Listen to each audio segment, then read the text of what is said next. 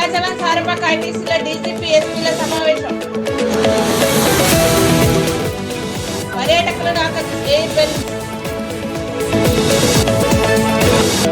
సింహాచలంలో శంకు చక్ర నామంలో ఏర్పాటు. ఏపీ ఉద్యోగులు రిలీజ్ చేయాలని కలెక్టర్కి వినతి. క్రీడా పోటీలను ప్రారంభించిన మంత్రి పొంగులేటి శ్రీనివాసరెడ్డి.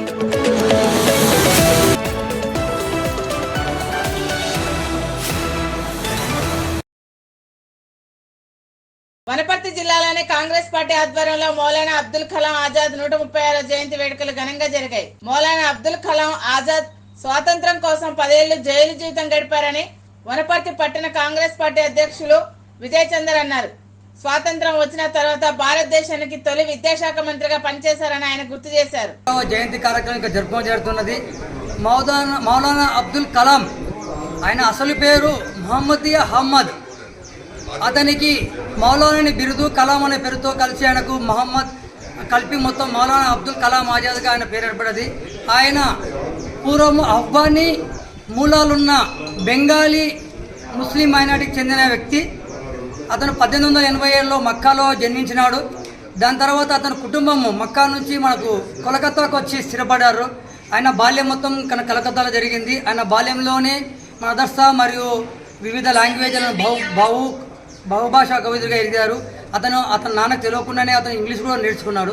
అతను గాంధీజీ గారి యొక్క సహాయ నిరాకరణ ఉద్యమం ద్వారా భారతదేశం యొక్క స్వతంత్రం కొరకు ఆయన ఆ రోజుల్లో మనకు భారతదేశ స్వతంత్రం కొరకు గాంధీ గారి వెంబడి నడవడం జరిగింది. అతను పలుమార్లు 1920 నుంచి 1945 మధ్యలో దాదాపు 10 సంవత్సరాలు ఆయన జైలు జీవితం గడిపారు. అది కేవలం భారతదేశం యొక్క స్వతంత్రం కొరకు. అతను 1912లో హల్ హిలాల్ అని ఒక మహమ్మదీయమైన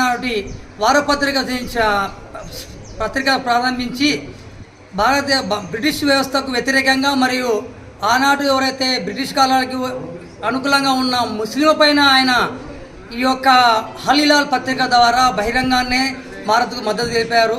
అతను మన క్విట్ ఇండియా ఉద్యమంలో కానీ ప్రతి ఒక్క ఉద్యమంలో చాలా చురుగ్గా పాల్గొన్నారు. ఆ రోజు బ్రిటిష్ ప్రభుత్వం భారత ప్రభుత్వానికి చెందిన నాయకుల ద్వారా ఏదో సంప్రదింపు జరిపినలో ఇతను కూడా స్వతంత్ర సమర్థుల్లో ఈయన కూడా ఒకరు. ఆయన తదనంతరం మనకు స్వతంత్రం వచ్చిన తర్వాత యూనియన్ మినిస్టర్లో మొట్టమొదటి విద్యాశాఖ మంత్రిగా పనిచేశారు.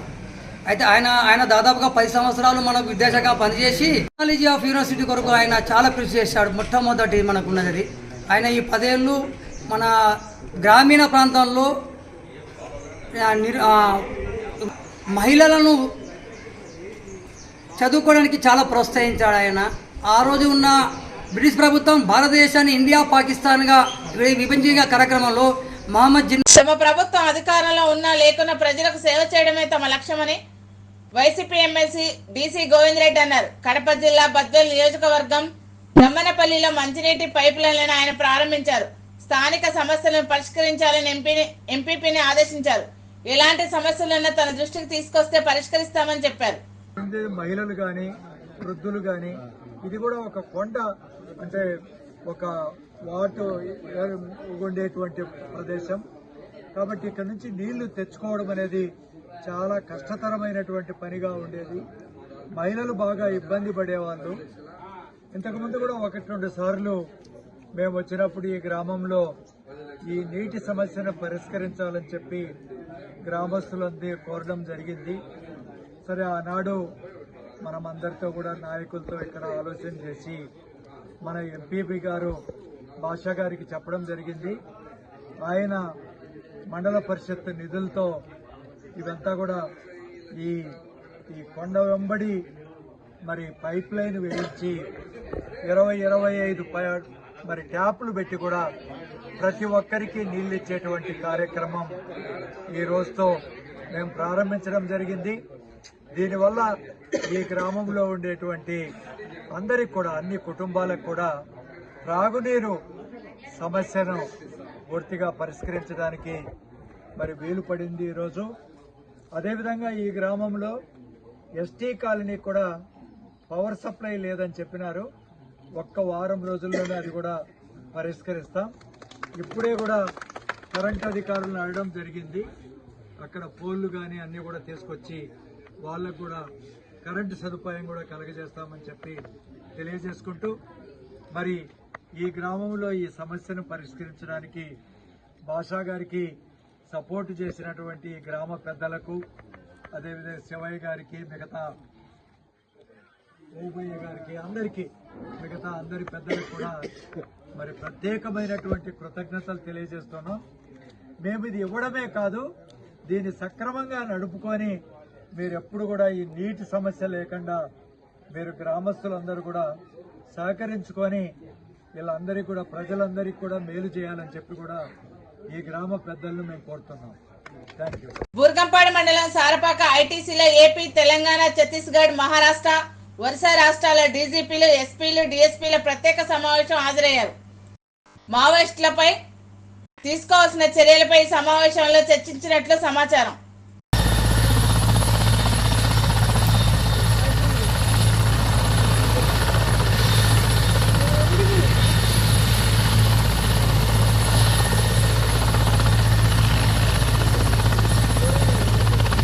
ఖమ్మం జిల్లా వైరా మండలంలో జరిగిన 10వ జోనల్ స్థాయి క్రీడా పోటీలను ఖమ్మం జిల్లా వైరా మండల కేంద్రంలో జరిగిన 10వ జోనల్ స్థాయి క్రీడా పోటీలను మంత్రి పొంగులేటి శ్రీనివాసరెడ్డి ప్రారంభించారు. ఈ సందర్భంగా జరిగిన సభలో మంత్రి పొంగులేటి శ్రీనివాసరెడ్డి మాట్లాడుతూ క్రీడలతో పాటు విద్యార్థులు చదువుల్లో రాణించాలన్నారు. సీఎం రేవంత్ రెడ్డి నాయకత్వంలో ప్రభుత్వం విద్యా వైద్యానికి పెద్దపీట వేశారని తెలిపారు. జోనల్ క్రీడా స్థాయి పోటీల్లో పాల్గొనే విద్యార్థులు ఈ రాష్ట్రానికి పేరు ప్రఖ్యాతులు తేవాలని ఆకాంక్షించారు.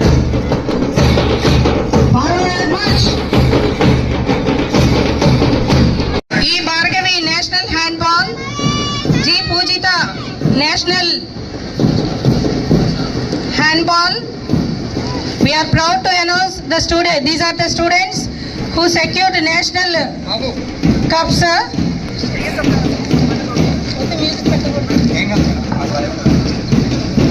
Dr. B.R. Ambedkar, and next followed by Bhadrachalam. Football participated in Khelo.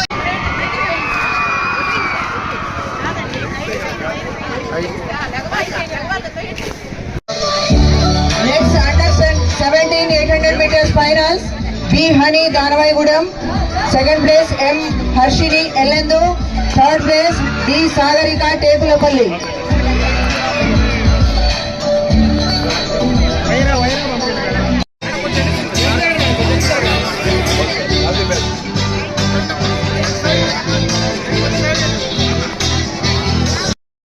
ఆంధ్రాలో గంజాయి తోటలు లేవు, ఒరిస్సా ప్రాంతం నుండి గంజాయి రవాణా అవుతుందంటూ చెప్పుకొచ్చిన పోలీసు అధికారులే కంగుతిన్న సందర్భం అల్లూరి సీతారామరాజు జిల్లా మడుగుల మండలం సులభం పంచాయతీ డేగలరాయి గ్రామ సమీపంలో చోటు చేసుకుంది. డ్రోన్ సహాయంతో గంజాయి తోటలు గుర్తించి ధ్వంసం చేసినట్లు ఎస్పీ అమిత్ బర్దర్ తెలిపారు. చట్ట వ్యతిరేక గంజాయి పండిస్తే చర్యలు తప్పని ఎస్పీ అమిత్ బర్దర్ హెచ్చరించారు.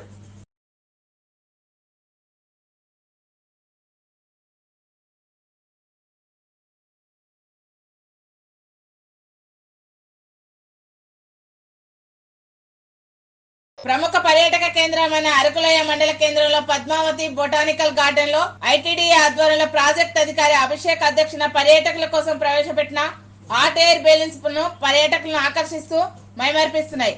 అరకులోయ అందాలు వీక్షించడానికి గాలిలో ఎగురుతూ పర్యాటకులు ఆనందంగా విహరిస్తున్న దృశ్యాలు అద్భుతంగా ఉన్నాయి. హాట్ ఎయిర్ బెలూన్ పర్యాటకులకు ఆకర్షిస్తూ అరకు అందాలు అబ్బురపరుస్తున్న దృశ్యాలు పర్యాటకులను కనువిందులు చేస్తున్నాయి.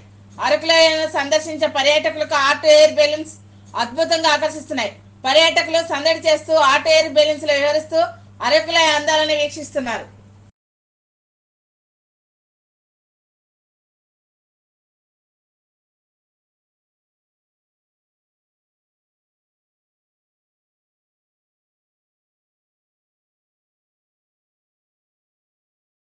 రాష్ట్రంలో రోడ్లపై గుంతలను పూడ్చేందుకు ప్రణాళికలు సిద్ధం చేశామని మంత్రి కోమటిరెడ్డి వెంకటరెడ్డి అన్నారు. రంగారెడ్డి జిల్లా మోయినాబాద్ మండలం చిలుకూరు గ్రామం వద్ద రహదారులపై గుంతలను పూడ్చేందుకు సిద్ధం చేసిన air pressure jet patcher hole hand road maintenance machinery పనితీరును పరిశీలించారు. త్వరగా గుంతలను పూడ్చాలని అధికారులను ఆదేశించారు. ప్రజలకు గుంతలు లేని రోడ్లు అందుబాటులోకి వస్తాయన్నారు. గత ప్రభుత్వం 10 ఏళ్లు రోడ్లను నిర్లక్ష్యం చేసిందని విమర్శించారు.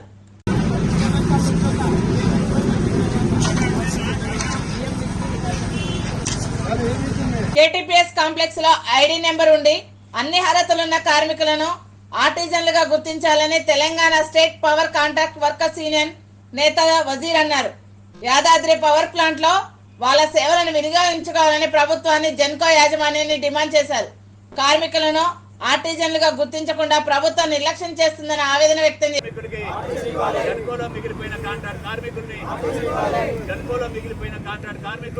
తెలంగాణ విద్యుత్ సంస్థ జెన్కోలో మిగిలిపోయినటువంటి కాంట్రాక్ట్ కార్మికులు 500 మంది దాకా ఉన్నారు. ఈ 500 మందిని మా ఆర్టీజన్ ఇవ్వలేదు. గత ప్రభుత్వం కానీ గత మేనేజ్మెంట్ కానీ వీరికి అన్యాయానికి గురి చేశారు. కాబట్టి మేము అప్పటి నుంచి అడుగుతూనే ఉన్నాము. అయినా కూడా ఈ రోజు వరకు కూడా వీళ్ళకి న్యాయం జరగలేదు. ఆర్టీజన్ రాలేదు, వీళ్ళ బాధలు తీరలేదు. ఈ వచ్చినటువంటి కొత్త ప్రభుత్వానికి కూడా మేము విజ్ఞప్తి చేశాము. అలాగే మళ్ళీ ఒకసారి ప్రెస్ వారి తరఫు నుంచి మేము విజ్ఞప్తి చేస్తున్నాం ఏంటంటే, ముఖ్యంగా అయ్యా గత ప్రభుత్వం వాళ్ళు అన్యాయం చేశారు కాబట్టి మీ వద్దకు వచ్చాము. మా బాధలన్నీ చెప్పుకోవడం జరిగింది. కాబట్టి ఖచ్చితంగా మాకు అన్ని అర్హతలు ఉన్నాయి. మా అర్హతలు పరిశీలించే మీరు మాకు ఆర్టీజన్ ఉద్యోగం ఇవ్వండి తప్ప అర్హత లేకుండా మేము అడగటం లేదు. ఖచ్చితంగా మాకు అన్ని అర్హతలు ఉన్నాయి. ఫీల్డ్ ఆఫీసర్ సర్టిఫై చేశారు. వాళ్ళు ఖచ్చితంగా మాకు వస్తుందనే ఆశతోనే ఇన్ని రోజులు మేము ఎదురు చూస్తున్నాం. కాబట్టి ఈ ఆర్టీజన్ అనేది చిన్న ఉద్యోగము. ఆ చిన్న ఉద్యోగం ఇవ్వడానికి కూడా మరి ఈ రోజు వరకు విద్యుత్ శాఖ కానీ మరి జాన్కో యాజమాన్యం కానీ ఇంతవరకు ముందుకు రాలేదు. ఖచ్చితంగా ఈ మిగిలిపోయిన కాంట్రాక్ట్ కార్మికులు ఆర్టీపీపీలో కేటీపీపీలో ఒక 200 మంది ఉన్నారు. కేటీపీఎస్ ఓఎన్ఎంలో మూసేసిన ప్లాంట్ 200 మంది ఉన్నారు. 55 మంది రామగుండంలో ఉన్నారు. ఈ 3 చోట్ల మిగిలిపోయారు. కాబట్టి ఏదైతే వైటీపీఎస్ లో ప్లాంట్ నిర్మాణం జరుగుతుంది కనుక ఆ వైటీపీఎస్ ప్లాంట్ లో ఈ యొక్క మిగిలిపోయిన కాంట్రాక్ట్ కార్మికులను ఆర్టీజన్ గా తీసుకొని అక్కడ వీళ్ళని వినియోగించుకోవాల్సిందిగా మేము ప్రభుత్వానికి అలాగే జెన్కో యాజమాన్యానికి గతంలో కూడా చాలా సందర్భాల్లో మేము చెప్పడం జరిగింది.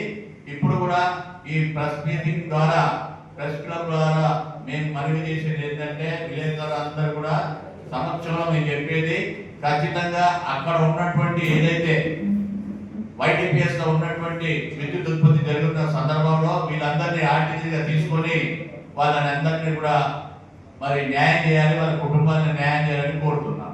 Thank you. భద్రాద్రి కొత్తగూడెం జిల్లా పినపాక మండలం మల్లారం గ్రామంలో ధాన్యం కొనుగోలు కేంద్రాన్ని పినపాక ఎమ్మెల్యే పాయం వెంకటేశ్వర్లు ప్రారంభించారు. ఈ సందర్భంగా ఆయన మాట్లాడుతూ ధాన్యం కొనుగోలు కేంద్రాన్ని రైతులు సద్వినియోగం చేసుకోవాలన్నారు. రైతులు దళారులను నమ్మకుండా నేరుగా ధాన్యం కొనుగోలు కేంద్రాల్లోనే అమ్ముకోవాలన్నారు. రాష్ట్ర ప్రభుత్వం సన్న బియ్యానికి 500 రూపాయల బోనస్ ప్రభుత్వం ప్రకటించిందని తెలిపారు. రైతు సోదరులకు, పుర ప్రముఖులకు, మహిళా సోదరీమణులకు, మీడియా వారికి ముందుగా నమస్కారాలు. ఇవాళ ప్రజాప్రభుత్వం ఏర్పడిన తర్వాత రేవంత్ రెడ్డి గారు ముఖ్యమంత్రి అయిన తర్వాత తెలంగాణ రాష్ట్రంలో రైతు సోదరులకు మరి వాళ్ళ భరోసాగా నిలుస్తుంది ప్రభుత్వం.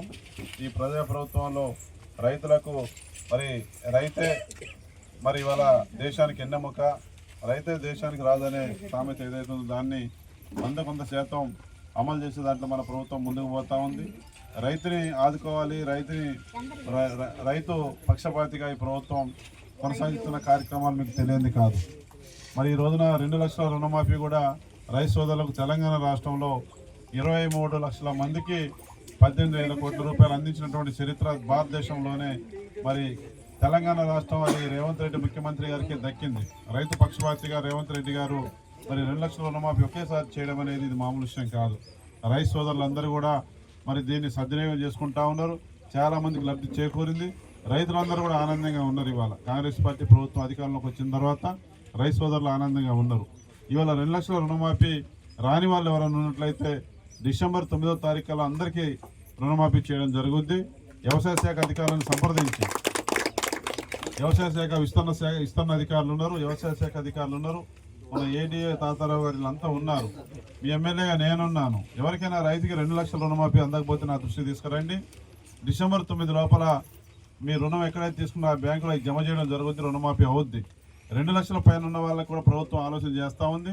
ఆ రైతు సోదరులు కూడా ఎవరు కూడా ఆధారపడొద్దని, ధైర్యంగా ఉండాలని, ఇది రైతు ప్రభుత్వం, రైతు సంక్షేమం, రైతు అభివృద్ధి ధ్యేయంగా పనిచేస్తున్న ఈ ప్రజా ప్రభుత్వానికి మీ దీవెనల ఆశీస్సులు ఉండాలని నేను కోరుతా ఉన్నా. అదే కాకుండా ఇవాళ ఈ ఏదైతే ఉందో కొనుగోలు కేంద్రాలు, ధాన్యం కొనుగోలు కేంద్రాల ద్వారా మరి మీకు న్యాయం జరుగుద్దని, మీకు మేలు జరగాలని చెప్పేసి మరి ఈ ప్రభుత్వం మరి ఆ వైపుగా ఆలోచన చేసి ఇవాళ రాష్ట్ర వ్యాప్తంగా రైతు మరి మంచిగా పండించిన పంటకు మంచి రేటు రావాలా, మద్దతు ధర రావాలని చెప్పేసి ఈ రైతు మరి ధాన్యం కొనుగోలు కేంద్రాలను కూడా మన ప్రభుత్వం ప్రారంభానికి శ్రీకారం చుట్టింది. అందులో భాగంగానే ఈ రోజున ఐకేపీ ఆధ్వర్యంలో నిర్వహించే ఈ యొక్క కొనుగోలు కేంద్రానికి ఈ రోజున మనం మీ అందరి సమక్షంలో మనం ప్రారంభం చేసుకున్నాం. మరి ఐకేపీ, జీసీసీ, పిఎస్సిఎస్, డిసిఎంఎస్ ద్వారా 4 విభాగాల ద్వారా ధాన్య సేకరణ జరుగుతూ ఉంది. ఏ ఒక్క రైతు కూడా బయట అమ్ముకోవద్దు. దళారీలు ఉన్నారు, మిమ్మల్ని మోసం చేసే వాళ్ళు ఉన్నారు. అటువంటి వాళ్ళని నమ్మకండి. పోయిన 7 వరకు అయితే నమ్మారు, మోసపడ్డారు, చాలాసార్లు దగా గురైతానే ఉన్నారు రైతు సోదరులు. మరి ఇంత కష్టపడి మీరు పండించిన పంటకు మంచిగా మద్దతు ధర రావాలి, 10 రూపాయలు మిగలాలంటే ఇంట్లో మీకు మరి సమస్యల పరిష్కారం కావాలంటే తప్పనిసరిగా ధాన్యం కొనుగోలు కేంద్రాల్లోనే మీ ధాన్యాన్ని అమ్ముకోవాలని నేను విజ్ఞప్తి చేస్తా ఉన్నా. ఖమ్మం జిల్లా సత్తుపల్లి మండలం గౌరిగూడెం గ్రామంలో అక్రమంగా బోలేరు వాహనంలో తరలిస్తున్న రేషన్ బియ్యాన్ని సత్తుపల్లి పోలీసులు పట్టుకున్నారు.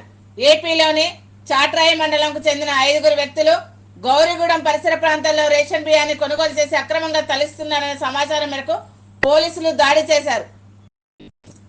బోలేరు వాహనాన్ని సీజ్ చేసి రేషన్ బియ్యాన్ని స్వాధీనం చేసుకున్నారు. 2 వ్యక్తులు పట్టుబడగా మరో 3 వ్యక్తులు పరారయ్యారు. పరారైన 3 కోసం గాలింపు చర్యలు చేపట్టారు. కేసు నమోదు చేసి దర్యాప్తు చేస్తున్నట్లు పోలీసులు తెలిపారు.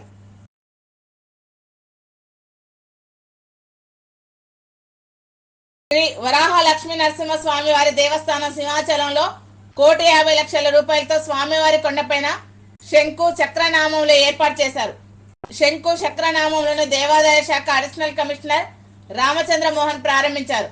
అనువంశిక ధర్మకర్త పూసపాటి అశోక్ గజపతి రాజు దాతలను శాలువాతో సత్కరించారు.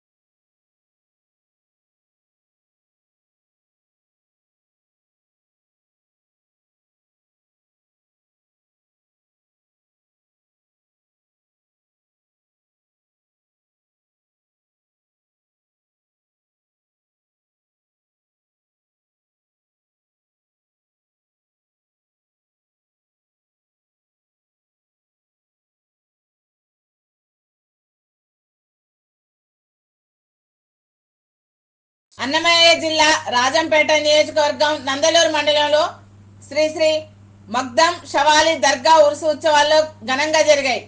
ఈ ఉత్సవ వేడుకలకు టీడీపీ అధికార ప్రతినిధి మేడా విజయశేఖర్ రెడ్డి పాల్గొన్నారు. ఈ సందర్భంగా ఆయన దర్గాలో ప్రత్యేక ప్రార్థనలు చేశారు. దర్గాకు ఉన్న పవిత్రతను కాపాడుతున్న ఉసురు నిర్వహిస్తున్న పీఠాధిపతులకు అభినందనలు తెలిపారు. మతాలకు చెందిన పండగలాగా ఇక్కడ ఎప్పుడైనా జరుపుకోవడం ఆనవాయితీ. ఇది 3వ సంవత్సరం నేను రావడం, ఇది చాలా శుభ పరిణామం. ఇంత అద్భుతంగా ఉరుసు జరుపుతున్న గురువులకు అట్లాగే పీఠాధిపతులకు ప్రతి సంవత్సరం కూడా 10 లక్షలకు పైబడి ఖర్చు పెట్టి ఏమాత్రం వైభవాన్ని తగ్గకుండా ముస్లిం సోదరుల ప్రెస్టేజ్ కాపాడుతూ ఈ ఉర్సును ఈ దర్గాకున్న వైభవాన్ని కాపాడుతూ పవిత్రతను కాపాడుతూ ఎన్నో వ్యయ ప్రయాసలకు వచ్చి లక్షలాది రూపాయలు ఎక్కడ తెస్తున్నారో ఎప్పుడు తెస్తున్నారో మనకు అర్థం కావట్లే పీఠాధిపతులు, కానీ తెచ్చి ఖర్చు పెడుతున్నారు. గొప్ప విషయం. మీ అందరికి కూడా ఖుదాఫిజ్. మహబూబ్నగర్ జిల్లాలో నిబంధనలకు విరుద్ధంగా పనిచేస్తున్న ఆంధ్రప్రదేశ్ రాష్ట్రానికి చెందిన ఉద్యోగులను రిలీవ్ చేయాలని వనపర్తి జిల్లా కలెక్టర్ కు BC political JAC chairman Rachala Yugandhar Goud వినతి పత్రం ఇచ్చారు. ఈ సందర్భంగా ఆయన మాట్లాడుతూ పోలీస్ శాఖలో 4 ఆంధ్రప్రదేశ్ రాష్ట్రానికి చెందిన కానిస్టేబుల్ పనిచేస్తున్నారన్నారు. కోర్టు ఉత్తర్వుల ప్రకారం వారిని రిలీవ్ చేయాలని ఆయన జిల్లా కలెక్టర్ను కోరారు. అంటే వారి సొంత జిల్లాలకు బదిలీ చేసినా కూడా వారు హైకోర్టు స్టే ఆర్డర్ చూపించి గత టెక్నికల్ అంశాలను ఉపయోగించుకొని గత 10 సంవత్సరాలుగా ఇక్కడే విధులు నిర్వహిస్తూ ఇక్కడి వారిపై పెత్తనం చెలాయిస్తూ ఇక్కడి వారిపై అనేక రకాలుగా అరాచకాలకు కూడా పాల్పడుతూ ఉన్నారు. అవినీతికి చేసుకుంటూ ఇక్కడ ఉద్యోగులు కూడా తీవ్ర ఇబ్బందులకు గురి చేసినటువంటి పరిస్థితి జిల్లాలో నెలకొంది. మరి గౌరవ హైకోర్టులో ఆ స్టే వాళ్ళకి ఇచ్చిన స్టే వెకేట్ చేయమని తెలంగాణ ప్రాంత ఉద్యోగులు ఇక్కడ పనిచేస్తున్నటువంటి కానిస్టేబుల్ కోర్టును ఆశ్రయిస్తే కోర్టు మొన్ననే ఒక జడ్జిమెంట్ కాపించింది. అంటే వాళ్ళని వెకేట్ చేయాలి తొందర అని చెప్పి మొన్ననే హైకోర్టు ఉత్తర్వులు ఇవ్వడం జరిగింది. మరి ఆ ఉత్తర్వులను అనుసరించి ఈ యొక్క వారిని స్వస్థలాలకు పంపే విధంగా చర్యలు చేపట్టాలని చెప్పి ఇవాళ గౌరవ కలెక్టర్ గారిని మేడం గారిని కలిసినాం. అదేవిధంగా అసిస్టెంట్ కమిషనర్ గారిని మొన్న కూడా కలిసి విజ్ఞప్తి చేసినాం. వాళ్ళు అందుబాటులో లేరు, మీటింగ్ ఉన్న వాళ్ళు కలవలేకపోయినారు. మరి వారిని త్వరగా వాళ్ళ స్వస్థలాలకు రిలీవ్ చేయాలని చెప్పి మేము అసిస్టెంట్ కమిషనర్ కానీ తర్వాత ఈఎస్ గారే అసిస్టెంట్ కమిషనర్కి ఇన్ఛార్జ్గా ఉన్నారు. తర్వాత కలెక్టర్ గారిని కూడా విజ్ఞప్తి చేస్తూ ఉన్నాం. ఎందుకంటే గతంలో నిబంధనలకు విరుద్ధంగా వాళ్ళు ఇక్కడ పనిచేయడంతో పాటు అప్పుడున్నటువంటి కొందరు ఉన్నతాధికారులు వాళ్ళకు ఒత్తాసు పలికి సపోర్ట్ చేసినటువంటి పరిస్థితి అప్పుడు నెలకొన్నది. మరి ఇప్పుడు అధికారులు కూడా కొద్దిగా సానుకూలంగానే ఉన్నారు. వాళ్ళు కూడా కలెక్టర్ మేడం కూడా ఇమీడియట్గా వాళ్ళను వారి స్వస్థలాలకు రిలీవ్ చేస్తారని చెప్పి మాకు హామీ ఇవ్వడం జరిగింది. మేము కూడా ఒకటే అడుగుతూ ఉన్నాం, బీసీ పొలిటికల్ చేసి పక్కన డిమాండ్ చేస్తూ ఉన్నాం. మహబూబ్నగర్ జిల్లాలో 5 మంది ఉద్యోగులు ఇతర ప్రాంతాల వాళ్ళు పనిచేస్తుంటే ఇక్కడ వారికి నష్టం జరుగుతూ ఉంది. ఇక్కడ పనిచేస్తున్న కానిస్టేబుల్కు సీనియారిటీలో నష్టం జరుగుతూ ఉంది, ప్రమోషన్లో నష్టం జరుగుతూ ఉంది. కాబట్టి ఎందుకంటే తెలంగాణ సాధించుకున్నది ఈరోజు మా ప్రాంత ఉద్యోగాలు మాకు వస్తాయని చెప్పి సాధించుకున్న క్రమంలో మళ్ళీ ఇప్పుడు ఆంధ్ర ప్రాంత ఉద్యోగులు ఇక్కడ పనిచేసుకుంటూ తెలంగాణ ప్రాంతం వాళ్ళపైన పెత్తనం చెలాయిస్తుంటే ఇక్కడ చాలా వాళ్ళ మా మనోభావాలు దెబ్బతినడం కాకుండా మా ప్రాంత వారికి కూడా అన్యాయం జరుగుతూ ఉంది. వాళ్ళు స్థలాలకు వెళ్ళడం వలన ఇక్కడ స్థానికంగా కొద్దిమంది 5 మంది యువత కూడా కొత్త ఉద్యోగ అవకాశాలు వస్తాయి. అదేవిధంగా ఆంధ్రప్రదేశ్ కేటాయించిన వారికి ఇక్కడ జీతం ఇవ్వడేంటి? మనం మొదలే ఇబ్బందికరంగా ఉన్నటువంటి రాష్ట్ర పరిస్థితులలో రాష్ట్ర బడ్జెట్లో వాళ్ళకి జీతాలు ఇవ్వడం వల్ల మనకు ఆ ఖజానా కూడా భారం పడుతుందనే ఆ విషయాన్ని కూడా వారికి చెప్పడం జరిగింది. కాబట్టి త్వరితగతిన రేపట్లోగా ఎక్సైజ్ కానిస్టేబుల్ 5 మందిని మహబూబ్నగర్ జిల్లాలో పనిచేస్తున్నటువంటి ఆంధ్ర ప్రాంతం వారిని రేపట్లోగా రిలీవ్ చేయాలి. లేకపోతే ఈరోజు తెలంగాణ ప్రాంత ఉద్యోగులు పెద్ద ఎత్తున కూడా ఈరోజు ఇబ్బందులు ఎదుర్కోవాల్సి వస్తుంది అని చెప్పి మరొక్కసారి వాళ్ళకు విజ్ఞప్తి చేస్తూ రేపట్లోగా రిలీవ్ చేయాలని చెప్పి వాళ్ళని కోరుతా ఉన్నాం. లేని పక్షంలో రేపు కమిషనర్ కలుస్తాం, ప్రిన్సిపల్ సెక్రటరీని కలుస్తాం. అవసరమైతే ముఖ్యమంత్రి దగ్గర కూడా ఈ విషయాన్ని తీసుకెళ్ళి మీ ఆంధ్ర ప్రాంత ఉద్యోగులు ఆంధ్ర ప్రాంతానికి వెళ్ళే వరకు ఈరోజు బీసీ పొలిటికల్ చేసి తెలంగాణ ప్రాంత ఉద్యోగుల పట్ల వాళ్ళ సమస్యల పట్ల మేము పోరాటం చేస్తామని చెప్పి మరొకసారి తెలియజేస్తా ఉన్నాం. ఖమ్మం జిల్లా పత్తి మార్కెట్ ను కలెక్టర్ ముజ్మిల్ ఖాన్ ఆకస్మికంగా తనిఖీ చేశారు. కలెక్టర్లకు ఎటువంటి ఇబ్బందులు కలుగుతున్నాయన్న విషయాన్ని అడిగి రైతుల దగ్గర నుంచి తెలుసుకున్నారు. దళారులు మోసం చేస్తే కఠిన చర్యలు తప్పవని హెచ్చరించారు. రైతులకు ఇబ్బందులు కలగకుండా చూడాలని అధికారులను ఆదేశించారు.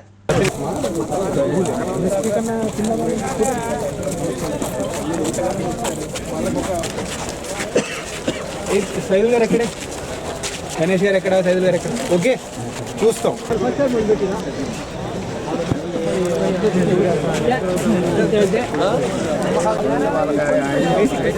ఐడియా ఉంది దాంట్లో, దానికి ఐడియా రూల్ ఇది కానీ చెప్పండి, మనం చేయాల్సింది.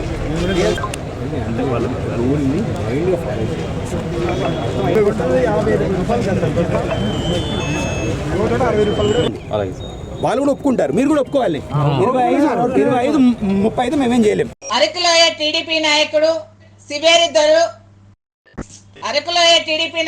సివేరి దొన్ను దొరకు విజయనగరం ఆర్టీసీ రీజనల్ చైర్మన్ నియమించడం పట్ల టీడీపీ శ్రేణులు, కార్యకర్తల, అభిమానులు హర్షం వ్యక్తం చేశారు. టీడీపీ కార్యాలయంలో సంబరాలు చేసుకున్నారు.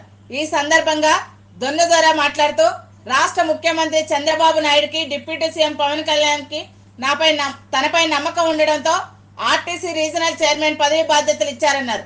ఆర్టీసీ బస్సు సౌకర్యం లేని మారుమూల ప్రాంతాలకు బస్సు సౌకర్యం కల్పించడంలో, ప్రయాణికులకు సురక్షితమైన మెరుగైన ప్రయాణాన్ని అందించడానికి తన వంతు కృషి చేస్తానని ఆయన చెప్పారు. దాన్ని మా ముఖ్యమంత్రి గారి దృష్టికి తీసుకెళ్లి ఏ రకంగా ఆర్టీసీని బలోపేతం చేయాలి, ఏపీఎస్ ఆర్టీసీని మనం ఎట్లా చేస్తే ఆర్థికంగా నష్టం నుండి బయట ఎక్కగలుగుతాం అనేది సార్తో మేము చర్చించుకొని ఆర్టీసీని భవిష్యత్తులో బలోపేతం చేయడానికి మా వంతు నేను కృషి చేస్తాం. రాబోయే రోజుల్లో ఖచ్చితంగా ప్రయాణికులందరినీ మెరుగైన మంచి సర్వీస్ అందించడానికి మా వంతు మేము కృషి చేస్తామని ఈ సందర్భంగా తెలియజేస్తూ మరొకసారి ముఖ్యమంత్రి వర్యులకి, శ్రీ నారా చంద్రబాబు నాయుడుకి మరొకసారి ధన్యవాదాలు తెలియజేస్తూ నేను సెలవు తీసుకున్నాను. మాస్టర్ కి TV, please like, share and subscribe master కి టీవీ.